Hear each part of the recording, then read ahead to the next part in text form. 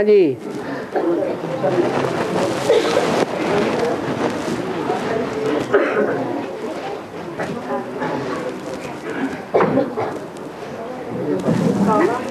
हाँ जी। लक्ष्मी को ऐसा शास्त्रों में बताया चंचल नहीं करती है, चंचल रहता लक्ष्मी को। हाँ, एक जगह नहीं रहती है। आज एक साहूकार के पास, कल दूसरे साहूकार के पास है। दुनिया में बड़े बड़े साहूकार कौन हैं? अखबारों में उनके नाम आते हैं कि नहीं आते हैं? हर वर्ष दुनिया का जो बड़े से बड़ा साहूकार होता है वो बदल जाता है या रह जाता है? वो बदल जाता है। तो लक्ष्मी चंचल है, एक के साथ नहीं रहती है। इसलिए शास्त्रों में कहा है कि लक्ष्मी चंचल है। न्याय है ज्ञान धन की बात। क्या किसका साथ देती है?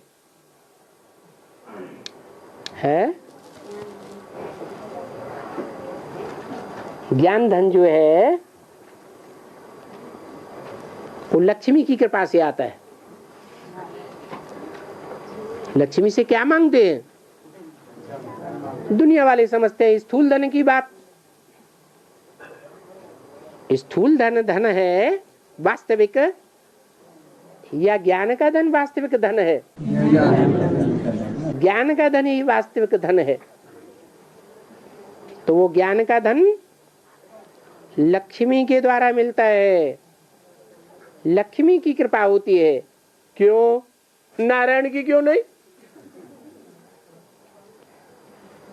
क्या कारण है?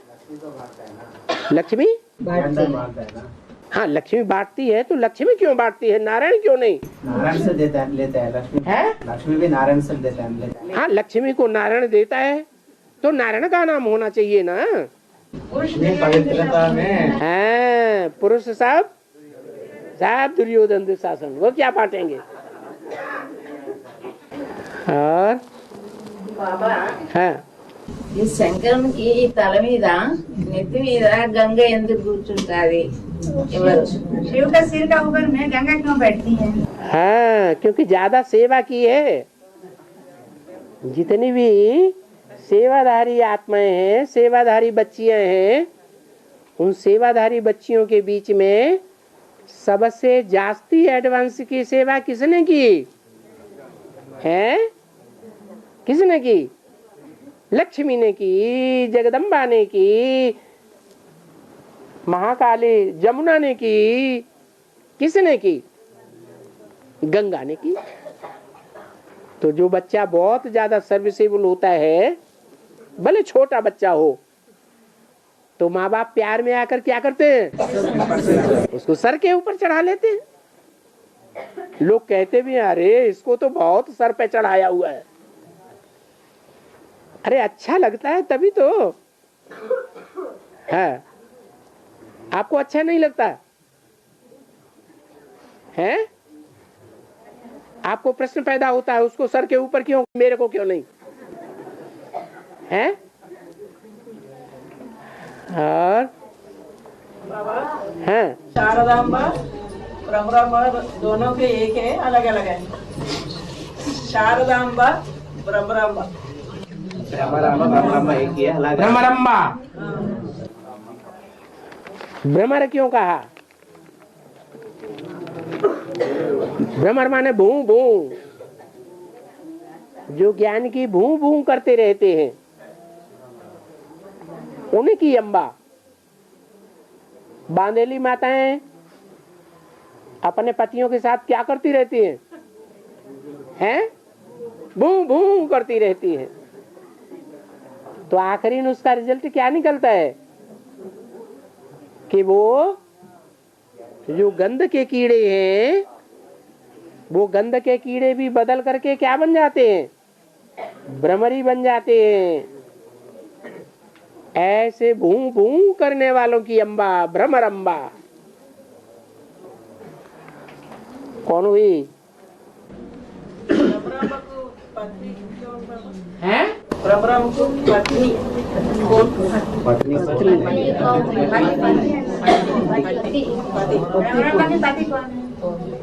सरस्वती का पति कौन था? ओम राधे का वो उनकी बेटी थी या पति था? बेटी थी। ऐसे ही है। और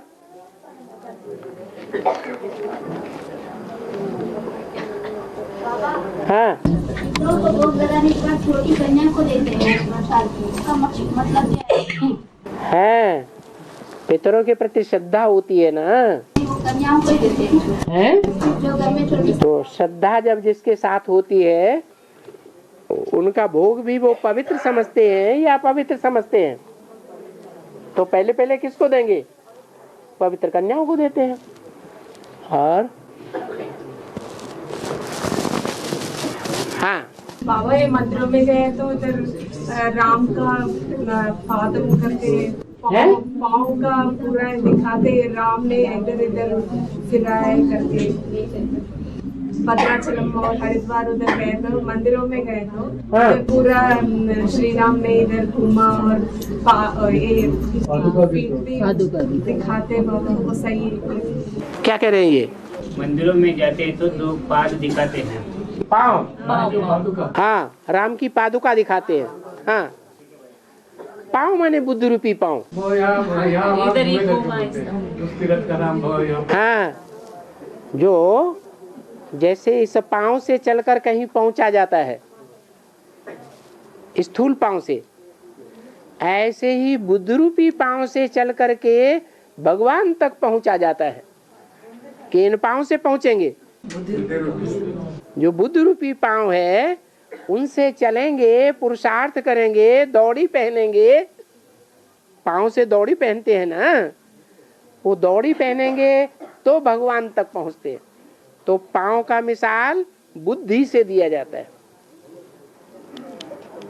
तो भगवान का बुद्ध रूपी पाँव,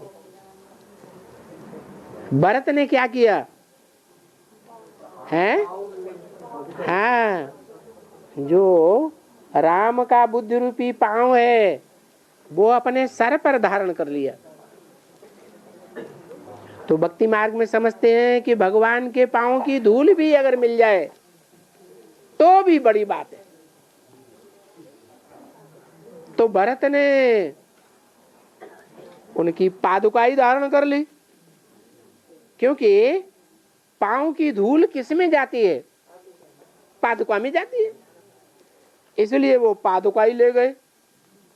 भक्तों ने भी ऐसे मंदिरों में राम की पादुकाएं रखी हुई है, भरत को फॉलो किया है। और है एक खाने से पाप बनता है ना? है एक अंडा खाने से पाप बनता है ना? अंडा खाने से पाप बनता है। तो शहद की मक्खियाँ से शहद निकालते हैं ना? हाँ अंडे थोड़े ही निकालते हैं, शहद निकालते हैं। शहद ऊपर होता है, जो शहद की मक्खियों का छत्ता होता है उसमें ऊपरी हिस्से में शहद होता है, और नीचे जो छत्ता लटकता है उसमें अंडे होते हैं। तो आजकल जो शहद की मक्खियां पाली जाती हैं अंडे वाले हिस्से को डिस्टर्ब नहीं करते, जो ऊपर का हिस्सा होता है उस हिस्से को तोड़ लेते हैं और उसमें से शहद निकाल लेते हैं। तो थोड़ा मक्खियाँ भी मर जाते ना? उनको उड़ा देते हैं। और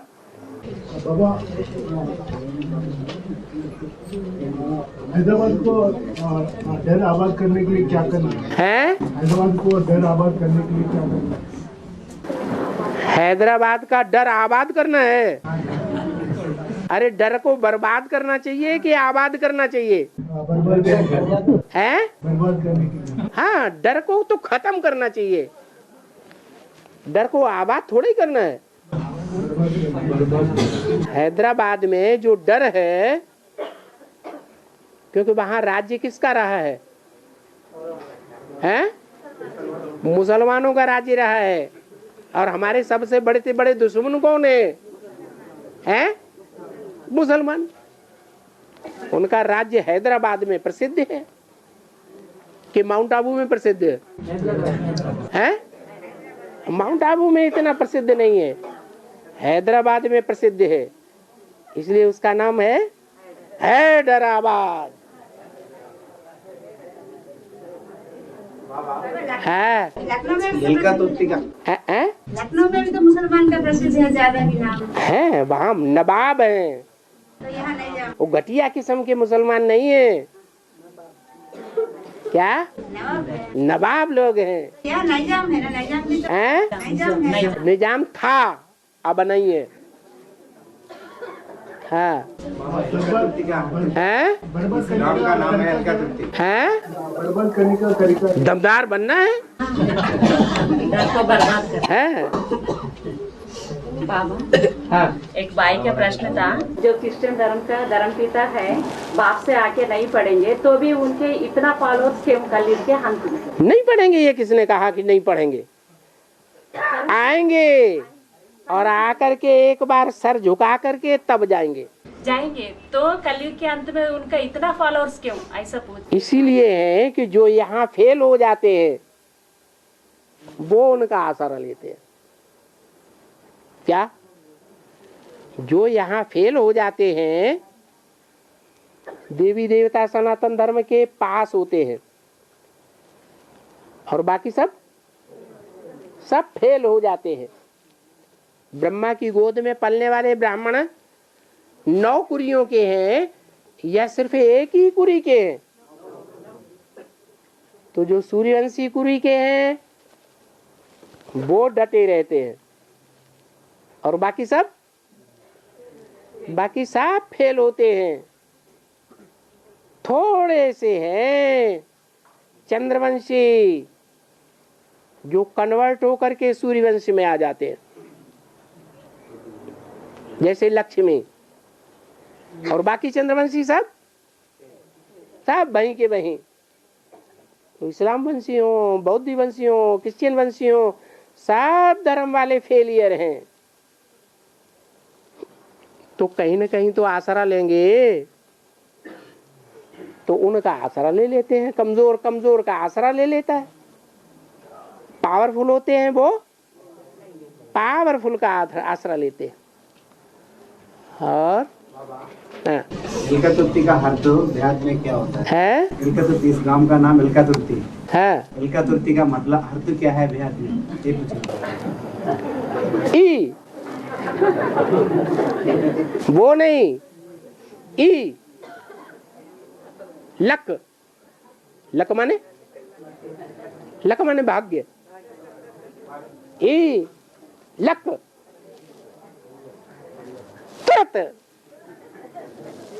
तुरंत माने जल्दी।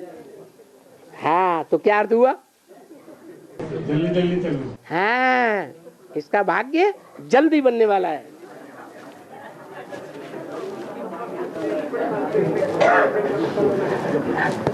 बाबा तेलुगु में तो एल्का का मतलब चूहा है। ओहो, ये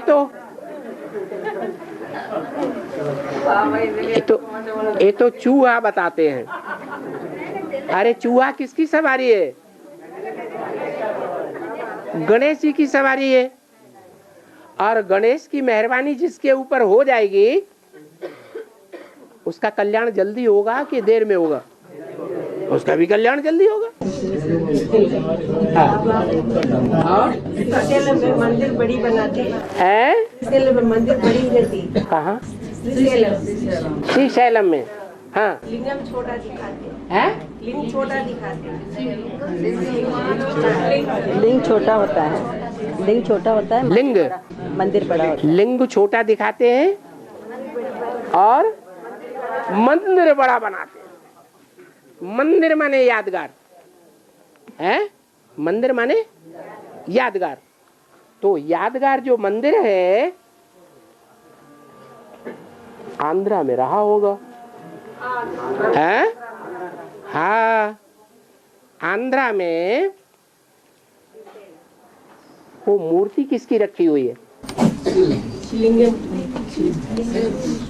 श्रीशैलम में जो पूजा होती है जिसकी, वो पत्थर की मूर्ति किसकी है? हैं? अरे शिव की है ना। हाँ, तो शिव जब अंधरों के कनेक्शन में आता है, अंधे और लंगड़े की कहानी है कि नहीं है? और कौन सी माला है अंधरों की और कौन सी माला है लंगड़ों की? है रुद्रमाला है लंगड़ों की। पुरुषार्थ में बेचारे दौड़ नहीं पाते क्या? हाँ, दौड़ते दौड़ते फट से गड्ढे में गिर पड़ते। तो दौड़ तीखी जाएगी? हाँ, नहीं जाएगी। बेचारे बहुत परेशान हैं। हम इतनी हिम्मत से दौड़ लगाते हैं और फिर भी गड्ढे में गिर जाते हैं। तो वो लंगड़े जो हैं उनका मुखिया कौन है? हैं? अरे उनका मुखिया कौन है? प्रजापिता ना, रुद्र। जिसमें शिव प्रवेश करता है, जिसमें शिव प्रवेश करता है उसको लिंग रूप दिखाया जाता है। वो लिंग पवित्र के संग में आएगा तो पवित्र आत्मा के वाइब्रेशन से वो बच्चा बन जाएगा या बड़ा बनेगा? है? बच्चा बन जाएगा, इसे छोटा दिखाया गया।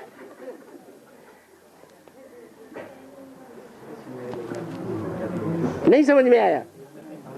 है? आया। वो ऊंची स्टेज में रहता है ना वहां।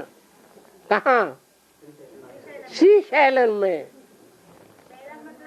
शैल माने पहाड़, ऊंची स्टेज। कोई पहाड़ पर बैठा हुआ नहीं है, लेकिन ऊंची स्टेज दिखाई गई है। जैसे हिंदुओं में कैलाश पर्वत दिखाते हैं, तो कैलाश पर्वत पर दिमाग ठंडा रहेगा या गर्म रहेगा? है? ठंडा रहेगा। बाइंद्रियों में भी ठंडक रहेगी या गर्मी रहेगी? है? ठंडक रहेगी। तो जो ठंडा दिमाग है, इसलिए विकारों की गर्मी न होने के कारण और लिंग को छोटा दिखाया गया है शैलम में।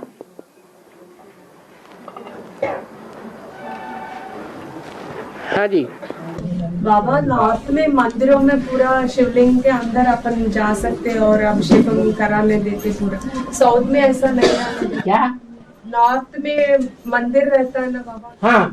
ज्योतिर्लिंग ऐसा। हाँ। अंदर जाके अपन अभिषेक कर सकते, ची सकते, कुछ भी कर सकते। साउथ में नहीं आने देते वो अंदर।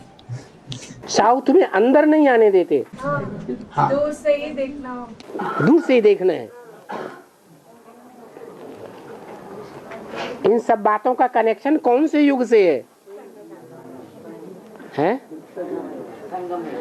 जितनी भी रीति रस्म रिवाज हैं, चाहे उत्तर भारत की हो चाहे दक्षिण भारत की हो, उन रीति रस्म रिवाज का कनेक्शन कौन से युग से है? संगम युग से है। संगम युग में जब भगवान जो ज्योतिर्लिंगम के रूप में दिखाया जाता है दक्षिण भारत में सेवा कर रहा था, तो संपन्न स्टेज में था या अधूरी स्टेज में था? है? नहीं समझ में आया? अरे प्रत्यक्षता रूपी जन्म कहाँ उत्तर भारत में होता है या दक्षिण भारत में होता है? हैं? दक्षिण भारत में प्रत्यक्षता रूपी जन्म होता है। अधूरा होता है, विदेशियों का जन्म होता है, विदेशियों का सूर्योदय होता है या भारतवासियों का सूर्योदय होता है?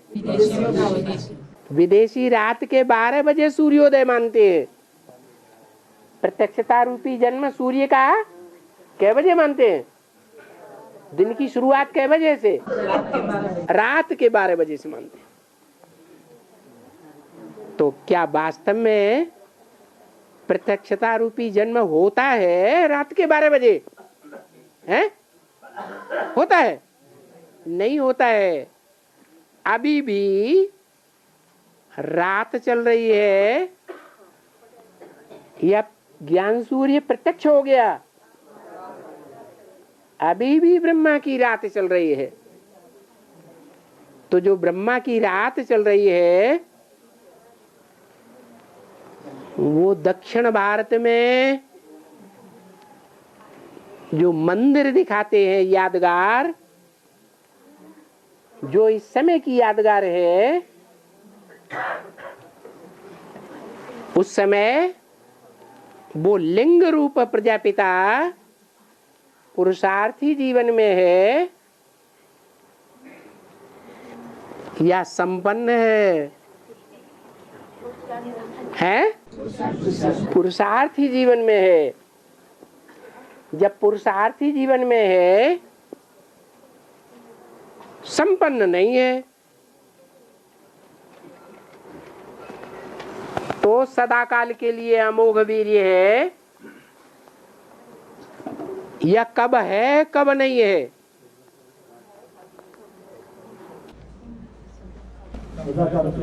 है? सदाकाल के लिए है। हैं? एक जन्म लिए। संगम युग की बात बताओ।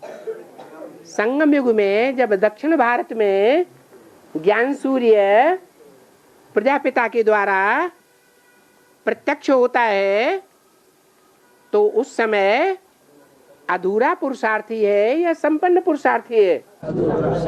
और अधूरा पुरुषार्थी है तो अमोघ वीर्य कहा जाएगा या संपन्न कहा जाएगा? है?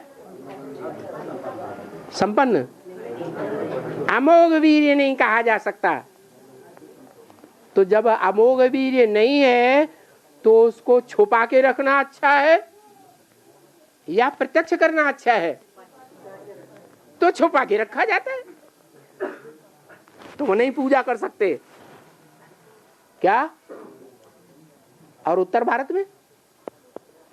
उत्तर भारत में कोई भी आए देखो आके, संपन्न है या अधूरा है? संपन्न है। तो मंदिर के दरवाजे सबके लिए खुले हुए हैं। वो टाइम कब की हैं? कब है वो टाइम? लो, सारी कथा खत्म हो गई। रावण का बाप कौन, वो सीता का बाप कौन था?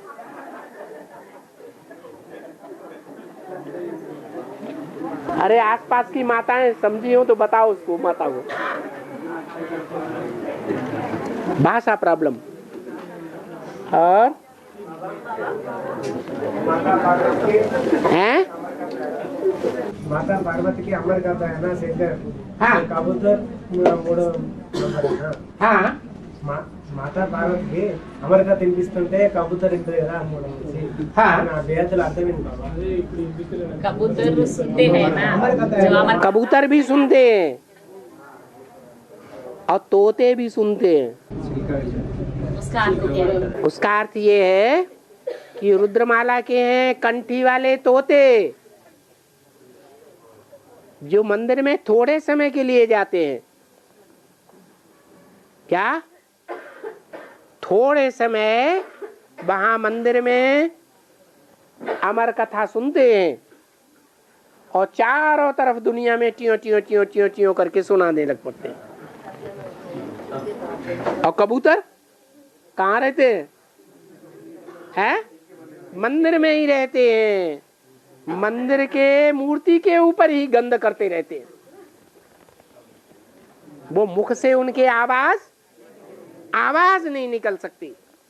माने उनके मुख से भगवान की प्रत्यक्षता की आवाज निकलती ही नहीं है। उनके भाग्य में नहीं लिखा है कि वो अपने मुख से जो ज्ञान सुनाए उससे भगवान प्रत्यक्ष हो जाए। बेसिक वालों में, ब्राह्मणों में सबसे जास्ती ज्ञानी ब्राह्मण कौन माना जाता था और अभी भी माना जाता है?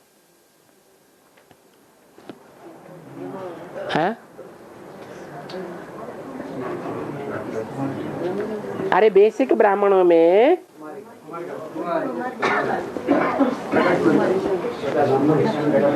अरे प्रकाशमणि दादी के सामने कलकत्ते के रविंद्र भाई कंपिल में एडवांस कोर्स करके सीधे उनके पास पहुंचे और दादी से कहा वो एडवांस ज्ञान जो कंपिल में सुनाया जाता है 100% सच्चा है। दादी ये संस्था के लिए बहुत बुरा हो रहा है जो आप सच्ची बात नहीं मान रहे। तो दादी ने मालूम क्या कहा था? दादी ने कहा जगदीश भाई के पास जाकर के पूछो। तो दादी किससे दबी हुई थी? जगदीश भाई से दबी हुई थी, क्योंकि बाबा ने ही अव्यक्तवाणी में बोल दिया पांडवों को शक्तियों का गार्ड बन के रहना है, गाइड नहीं बनना है। और दादी के महावाक्य से क्या साबित हुआ कि जगदीश भाई दादी के भी गाइड बन करके बैठे थे। ऐसा गाइड बनने वाले कौन सा धर्म का होता है? जो स्त्री अपने कंट्रोल में होना है, ऐसा कौन सा धर्म का होता है? अरे वो बात बाद में पूछना, अभी जो बात चल रही है, बात चल रही है ब्राह्मण, बेसिक ब्राह्मणों की दुनिया में सबसे जास्ती ज्ञानी कौन माना जाता था और अभी भी उसकी छाप है। वही सारा लिटरेचर चल रहा है जो उसने तैयार किया। बेसिक में कौन सा लिटरेचर बेचा जाता है ज्यादा? है जो जगदीश भाई ने बनाया था। तो सबसे बड़ा ज्ञानी कौन हुआ? है जगदीश भाई। और जगदीश भाई शरीर छोड़ने के बाद उन्होंने संदेश में क्या बोला कि मेरी जो आशा थी मैं भगवान को प्रत्यक्ष करूंगा, वो मेरी आशा रह गई, मैं प्रत्यक्ष नहीं कर सका। तो बताओ बेसिक वालों का बड़े से बड़ा धुरंधर ज्ञान का जो माना जाता था वो ही भगवान को नहीं प्रत्यक्ष कर सका, तो कोई दूसरा कैसे प्रत्यक्ष कर देगा? तो उनके भाग्य में भगवान का प्रत्यक्षता रूपी जन्म नहीं बधा हुआ है। भगवान को प्रत्यक्ष भगवान के बच्चे करेंगे या ज्ञान चंद्रमा के बच्चे करेंगे? है ज्ञान सूर्य को ज्ञान सूर्य के बच्चे प्रत्यक्ष करेंगे, सूर्यवंशी ही प्रत्यक्ष करेंगे। चंद्रवंशी, इस्लामवंशी, बौद्धवंशी प्रत्यक्ष नहीं कर सकते। हाँ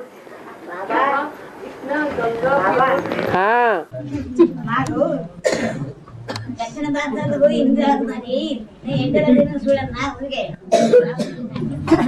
हिंदी नहीं आता, दक्षिण भारत वालों को हिंदी नहीं आता ना। हाँ दक्षिण भारत वालों को हिंदी नहीं आता। हाँ और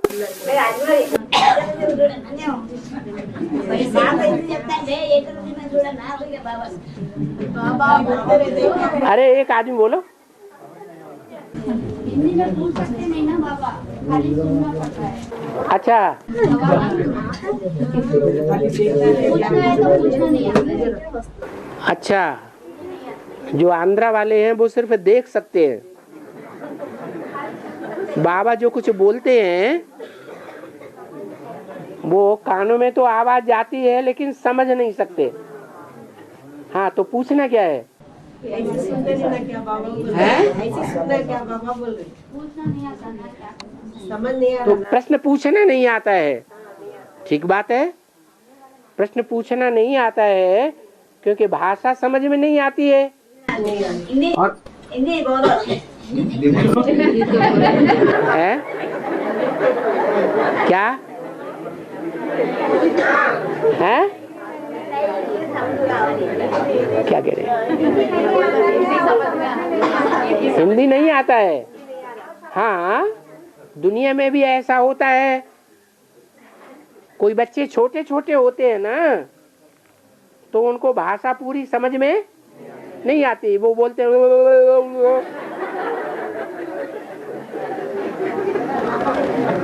तो ये छोटे छोटे बच्चे हैं, उनको बाप की भाषा समझ में नहीं आती है। जब बड़े बच्चे हो जाएंगे तो माँ बाप की भाषा भी समझेंगे। कोई कहे छोटे बच्चे क्यों हैं? हम तो बहुत पुराने ज्ञान में चल रहे हैं? छोटे बच्चे इसलिए हैं कि दक्षिण भारत में इन्होंने ज्यादा जन्म बिताए हैं या उत्तर भारत में ज्यादा जन्म बिताए हैं? दक्षिण भारत में ज्यादा जन्म लिए हैं, इसलिए दक्षिण भारत की भाषा आ गई और नॉर्थ इंडिया की भाषा नहीं आ रही है। ये पूर्व जन्म का हिसाब किताब है।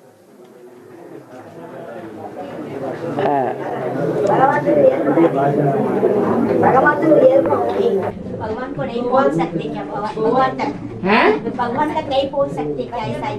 अरे जो छोटे बच्चे होते हैं वो निर्विकारी बुद्धि होती है या विकारी बुद्धि होती है? निर्विकारी बुद्धि होती है, भले भाषा नहीं जानते हैं। निर्विकारी बुद्धि भगवान को पहले पकड़ती है, पहचानती है, या विकारी बुद्धि वाले नॉर्थ इंडिया के पहले पहचानते हैं? कौन पहचानते हैं? दक्षिण भारत वाले भाषा नहीं जानते हैं तो क्या हुआ? शिव बाबा के महात्मा बच्चे हैं, छोटे बच्चे महात्मा होते हैं, महान आत्माएं होते हैं।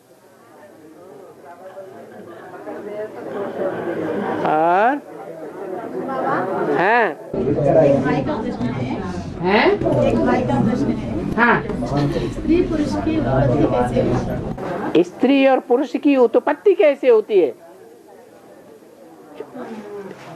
स्त्री में ज्यादा दिमाग होता है या पुरुष में ज्यादा दिमाग होता है?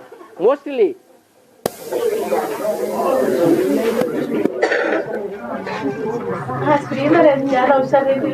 स्त्री में ज्यादा बुद्धि होती है या पुरुषों में जास्ती बुद्धि होती है?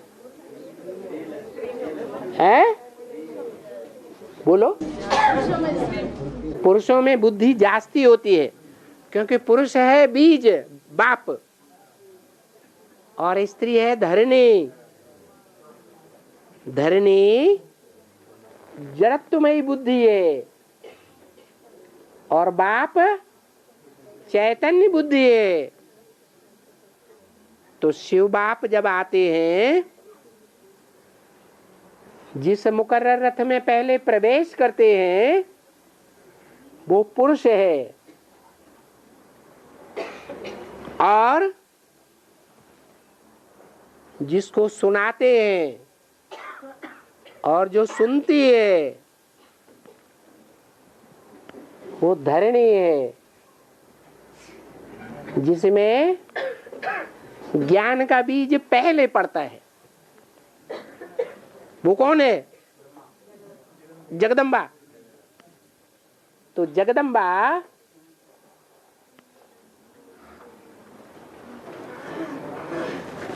स्त्री रूप है, प्रकृति स्त्री रूप है, प्रकृति जड़त्वमयी बुद्धि वाली है, और पुरुष चैतन्य बुद्धि है। यहीं से शुरुआत हो गई स्त्री और पुरुष की। लेकिन आप स्त्री हैं या पुरुष हैं? आपके शरीर तो स्त्री का है, लेकिन रुद्र वाला क्यों ना? मैं ये बताइए, आप स्त्री हैं या पुरुष हैं? हैं? आप क्या हैं? आप खुद क्या हैं? आत्मा हूँ। हाँ, आत्मा हूँ तो न स्त्री न पुरुष, ये आत्मिक भाव रहना चाहिए। और वैसे भी आत्मा के रूप में पार्ट बजाने वालों में मैं शिव बाप का बच्चा हूँ। शिव बाप का बच्चा हूँ कि बच्ची हूँ? बच्चा हूँ। तो मैं आत्मा हूँ, मैं स्त्री नहीं हूँ। देहभान आता है तब बुद्धि में आता है मैं स्त्री हूँ। आत्मिक स्मृति में रहे तो भान ही नहीं आएगा। और बाबा हाँ, एक महीने कार्तिक मासम शिवालय का बहुत पूजन है ना। हाँ, उसका अर्थ क्या बाबा? हाँ, कार्तिक मासम का अर्थ क्या है? हाँ, शिव के पति कार्तिकेय किसे कहा जाता है?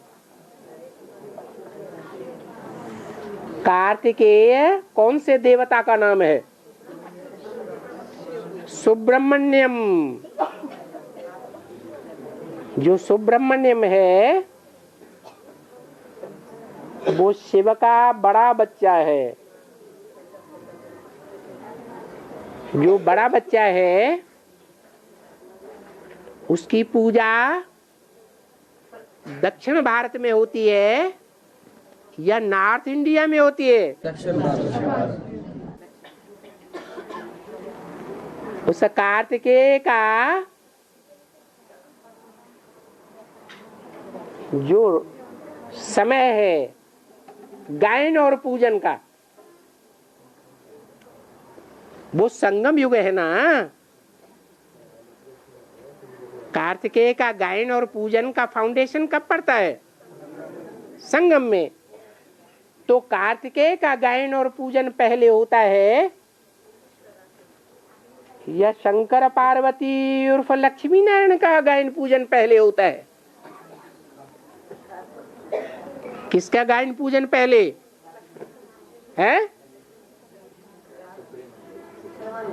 अरे माँ बाप पहले या बच्चा पहले? तो शंकर पार्वती कहो, लक्ष्मी नारायण कहो, उनका गायन और पूजन पहले है और बच्चे का गायन पूजन बाद में है। इसलिए दीपावली पर, कौन से महीने में होती है दीपावली? है कब होती है?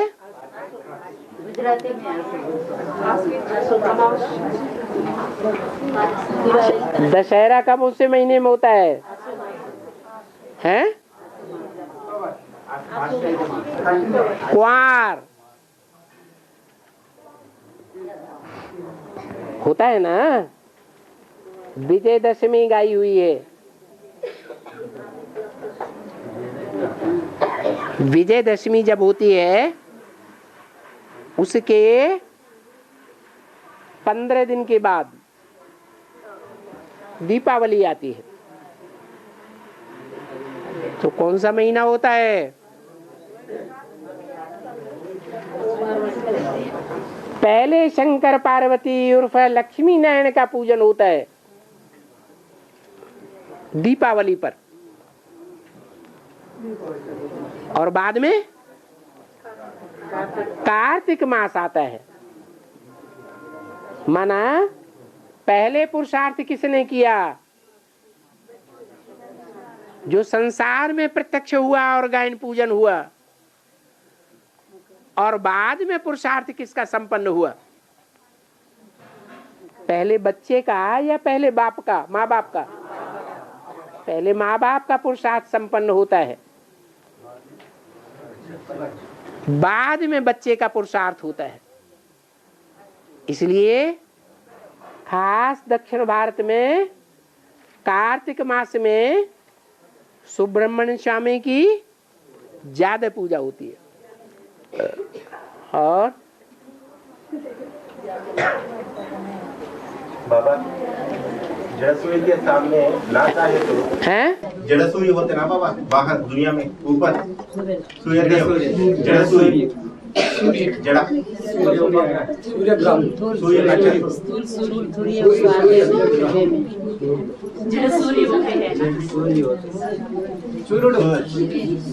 सूर्योदय होता है। सूर्य क्या होता है? सूर्य जड़ होता ना बाबा, वो बाहर का ऊपर सूर्य। हाँ, जड़ सूर्य। उसके सामने ना चाहे तो भी उसका गर्मी रोशनी महसूस होता है।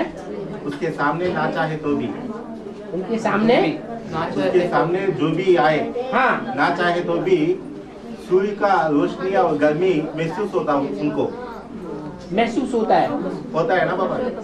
और इसी प्रकार लेकिन चैतन्य सूर्य के सामने आत्मिक में बैठे तो चैतन्य सूर्य के सामने आत्मिक स्थिति में बैठे तो सूर्य का शक्ति वाइब्रेशन महसूस होता, देहबान में बैठे तो नहीं महसूस होता।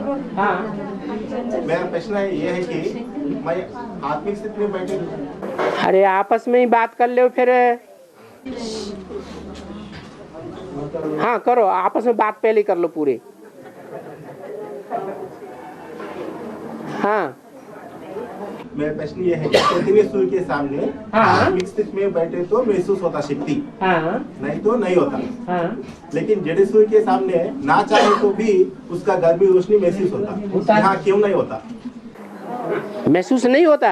आत्मिक स्थिति में बैठे तो होता बाबा, देवाल में बैठे तो नहीं होता ना बाबा। नींद में भी सब लोग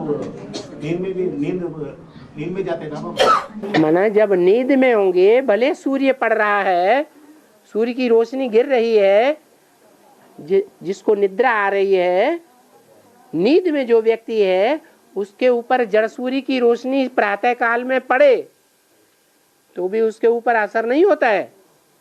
प्रातः काल में तो नहीं होता, दोपहर में तो होता है ना बाबा। दोपहर में तो तीखा सूर्य होता है, वो तीखी किरणें जो है वो उतना स्वास्थ्य के लिए लाभदायक नहीं है, और प्रातः काल की किरणें ज्यादा लाभदायक हैं। इसलिए जो आत्माएं प्रातः काल में जग जाती है, कौन से वंश के जगते हैं प्रातः काल में? सूर्यवंशी बच्चे। तो जो सूर्यवंशी बच्चे प्रातःकालीन चैतन्य सूर्य के सानिध्य में पहुंच जाते हैं, उनकी आत्मा को ज्यादा पावर मिलती है, औरों को उतनी पावर नहीं मिलती है। जैसे सिख धर्म है, सिख धर्म की आत्माएं जब सूर्य एकदम ऊपर आ जाएगा,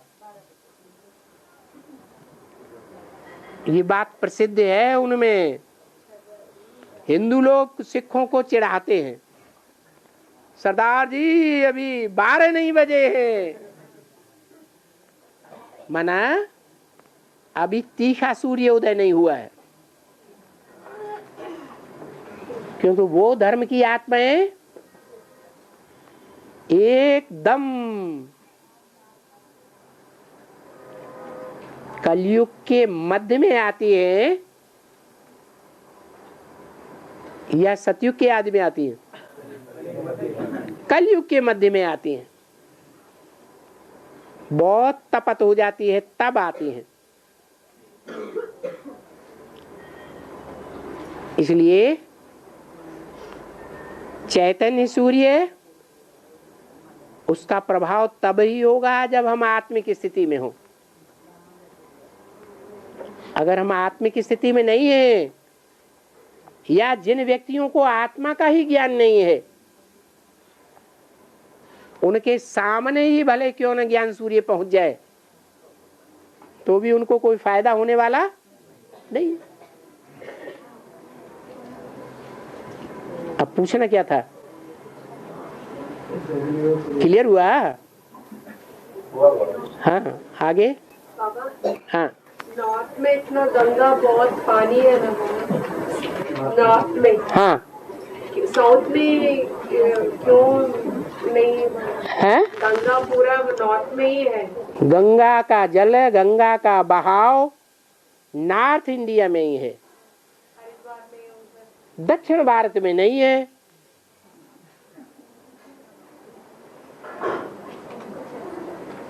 गंगा का जन्म कहाँ हुआ? शास्त्रों में गंगा का जन्म कहाँ दिखाया है? हैं? हिमालय नॉर्थ इंडिया है ना। तो ज्ञान में भी पार्वती का जन्म पहले है या गंगा का जन्म पहले है? पार्वती का जन्म पहले है? गंगा पहले प्रत्यक्ष होती है ब्राह्मणों की दुनिया में, या पार्वती पहले निकलती है? ज्ञान गंगा पहले निकलती है। तो जो निकलती है वो हिमालय पर्वत से निकलती है ना, ऊंची स्टेज से निकलती है ना। जो ऊंची स्टेज से निकलती है गंगा, वो गंगा नॉर्थ इंडिया में ही बहती है। भगवान का ज्ञान, भगवान का ज्ञान जल नॉर्थ इंडिया में पहले बहता है या साउथ इंडिया में पहले असर दिखाता है?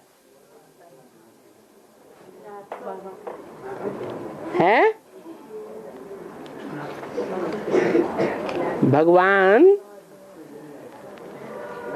का ज्ञान पहले नॉर्थ इंडिया वालों के सामने प्रत्यक्ष होता है ज्ञान जल, या साउथ इंडिया वालों के सामने प्रत्यक्ष होता है?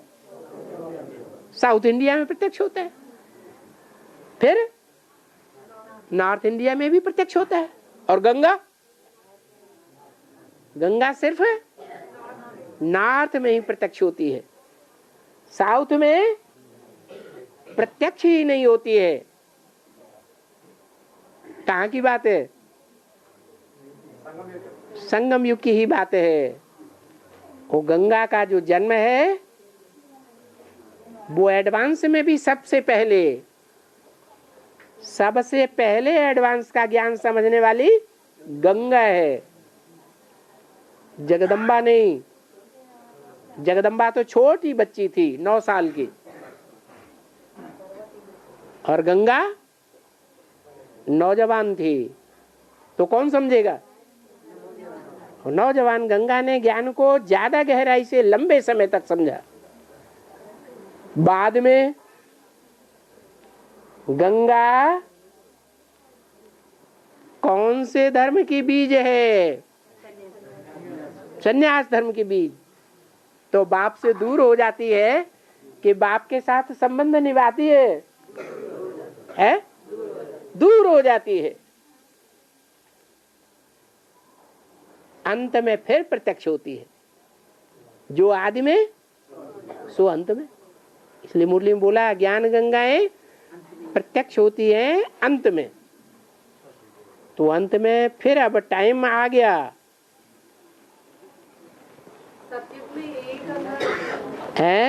गंगा अभी है, वो प्योर वाटर बोलता है।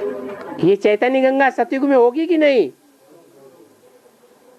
ये चैतन्य आत्मा जो गंगा का पार्ट बजाने वाली है, वो सतयुग में होगी कि नहीं? तो वो भी होगी। हाँ, और गंगा के लिए लिखे सर है बाबा, हैं? गंगा के लिए लिखे सर है अभी। हाँ हाँ एक बार पढ़ के हाँ जी, पढ़ेंगे।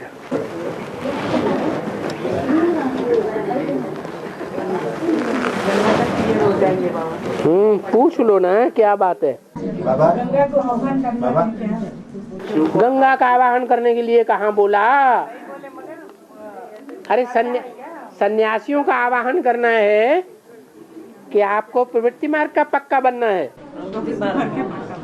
गंगा का आवाहन करेंगे तो आप भी बाप को छोड़ के चले जाएंगे, सन्यासी बन जाएंगे। अच्छा, वही पूछने के लिए बाबा। क्यों पूछ रहे हैं ऐसी बात? हाँ है आत्मा बिंदी है, वो दिखाई नहीं देता है। आत्मा बिंदी है, वो बिंदु आत्मा, सूक्ष्म आत्मा इन स्थूल आंखों से दिखाई नहीं देती है। सूक्ष्म आंख से, बुद्धि की सूक्ष्म आंख से सूक्ष्म आत्मा दिखाई देगी या नहीं देगी? है? दिखाई देगी। अरे सूक्ष्म चीज से सूक्ष्म चीज देखेंगे, स्थूल आंख से भगवान कैसे दिखाई पड़ेगा? दिखाई पड़ेगा नहीं। हाँ तो अब अपने शरीर छोड़ते हैं या कुत्तों को या जानवरों को पता चलता है, ये कहते हैं बाबा। कहते हैं वो 2 दिन पहले से रोने लगते हैं ना? हैं? 2 दिन पहले से ही रोने लगते हैं कुत्ते क्या? आपने ज्यादा ध्यान दिया क्या है?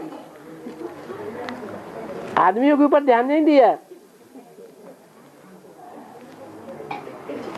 ऐसा कुछ है कि कुत्तों की जमात का कोई कुत्ता मरता हो, सड़क पे दौड़ते दौड़ते मर गया, तो कुत्ते उस समय से पहले रोते हैं क्या? तूफान आने का भी पहचानते